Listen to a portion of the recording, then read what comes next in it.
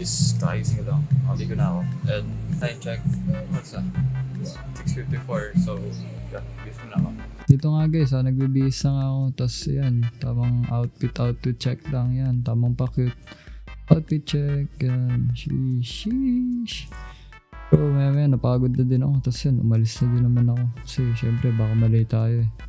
Dito nga guys, tamang overthink na ako kung aabot ako. Kasi ang oras nga dyan ay 7:22. At ang oras ng pasok ko is alas 8 no. So meron pa akong 38 minutes para magnilay-nilay kung aabot.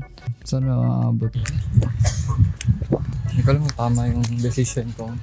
Hindi ako nagdala ng jacket. Pero okay na natin namin. Magsisisi ako. Nag-iinda na nga ako. Napakainit sa Pinas guys. Gusto ko nang lumipat sa Antarctica. Joke lang. Tapos yun, lumabot na ako dito sa kanto no. Sa tamang tawid lang tayo dyan. Syempre. Tapos yun, may nakita nga akong Egypt.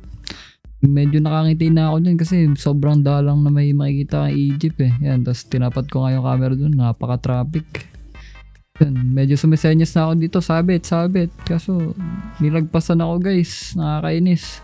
Magagawa ko. Medyo nakakita nga ako ng poop dito kasi syempre Huwag na lang, traffic. Maabutan ka na.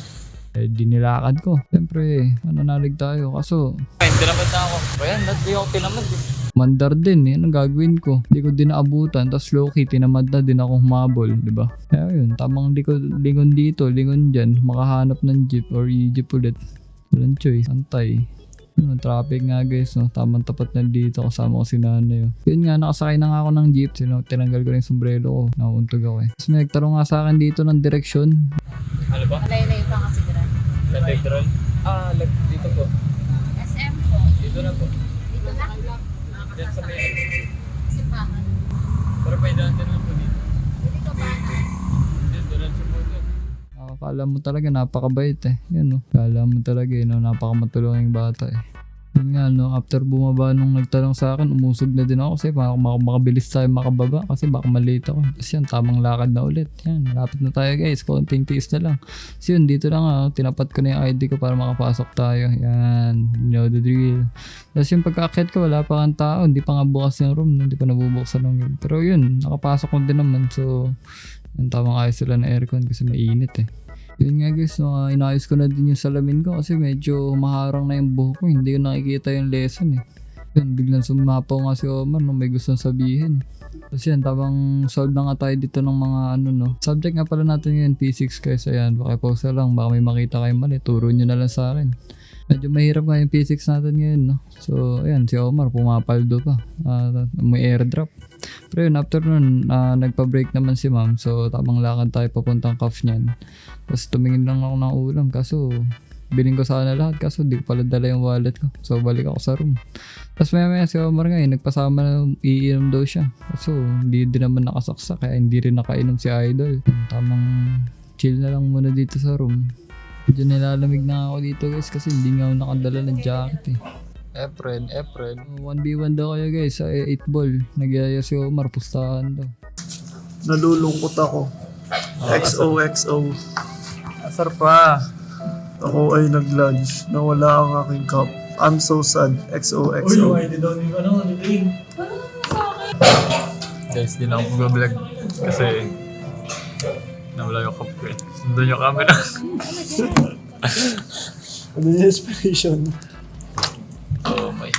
Totoo nga yung sinabi ni Omar guys, no? Nawala yung cup ko, yung suot ko kanina. Tandaan nyo naman yung Bass Pro ko. I mean, malungkot nga ako nito guys, pero kumukopium na lang ako kasi wala naman akong choice eh.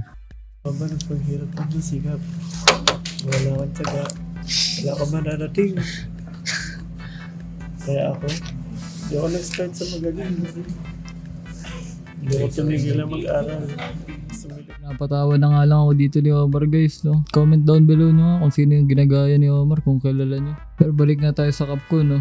Mahalaga kasi sa akin yun kasi may sentimental value yun eh. Hindi ako mahilig sa cup guys, pero yun na yung cup na nahiligan ko talaga eh. Pero ganun talaga eh. Bago mo ma-appreciate yung mga bagay na meron ka, lahat may mawawala mo na. So balik ta data, ma-appreciate mo lang yung bagay pag nawala na. Sa ganun din yun guys, it's the thought that counts. Pero okay lang yan guys. Medyo masakit lang kasi syempre buong buhay ko hindi pa naman ako nawawala ng mga gamit-gamit. Tapos ngayon mawawala lang ganun. Yun nga, kumain nga lang ako, bigla nagulat na lang ako, wala wala na sa ano ng bag ko. Tamang pakita na lang ako ng mga nasagutan ko dyan. Tapos post yun na kung may makita kayo mali. Tapos, ewan, para makalimutan ko din siguro yung nawala akong cup. Sa part nga na to guys, medyo pauwi na kami. Nagkaano na lang, wait na lang, syempre. Tapos yun, sa part na to, nakatayo na ako sa Egypt. Yan, tawang tayo kasi walang upuan eh. Yan, walang daya yan guys, nakatayo yan, di yan lumalutang. Yan, tamang lakad na lang. Kala mo, hindi nawala ng cup. Okay lang yun guys. Okay lang magkamali basta natututo. Tapos yun, pagkatingin ko nga may tao nga sa com shop, no? May taong 5. Medyo Roblox nga yun nilalaro kaya hindi ko din naman Pero yun, pag makit na lang din ako sa kwarto. Tapos yun, dahil paalam boss bro. Papakabait ka sa new owner mo.